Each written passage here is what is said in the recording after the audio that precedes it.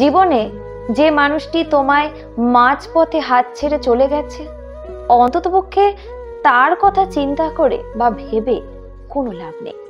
বরং তুমি সেই মানুষটির কথা ভাবো বা চিন্তা করো, বর্তমানে যে মানুষটি তোমার সাথে ছায়া সঙ্গী হিসেবে আছে। মনে রেখো, যে ঘড়ির ব্যাটারি শেষ হয়ে গেছে, সেই ঘড়ি যত সুন্দরই হোক না কেন, তার কিন্তু কোনো কাজ নেই। তার মূল্য একদম শূন্য অপেক্ষাও অনেক কম।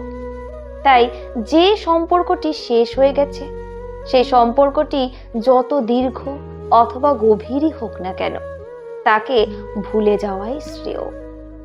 তাই ছেড়ে যাওয়া মানুষটার জন্য কষ্ট পাওয়া মানে হলো বর্তমান মানুষটাকে কষ্ট দেওয়া। যে চলে গেছে সে যত ভালোই থাকুক না কেন, বর্তমানের কাছে সে বরাবরই তুচ্ছ। কারণ যে তোমার বর্তমানে আছে, সে তোমার অতীত এবং তোমার বর্তমান সবকিছু জেনেই কিন্তু আছে। গতকালকের দিনটা তোমার জন্য যত ভালোই যাক না কেন, আজকের দিনটার থেকে একটু হলেও মূল্যহীন।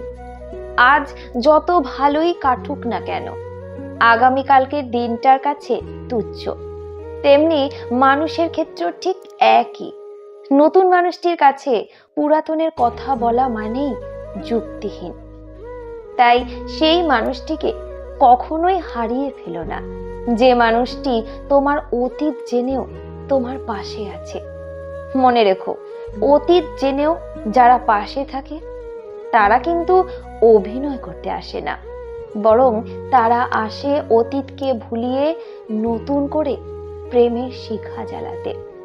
তাই এই নতুনত্বের ভিড়ে যে মানুষটি তোমার অতীত জেনেও জীবন সঙ্গী বা জীবন সঙ্গিনী হিসেবে থাকতে চায়, তাকে কখনোই কষ্ট দিও না, বরং তুমি নিজেকে ভাগ্যবান বা ভাগ্যবতী ভাবো যে ঈশ্বর তোমাকে এমন কাউকে এনে দিয়েছে।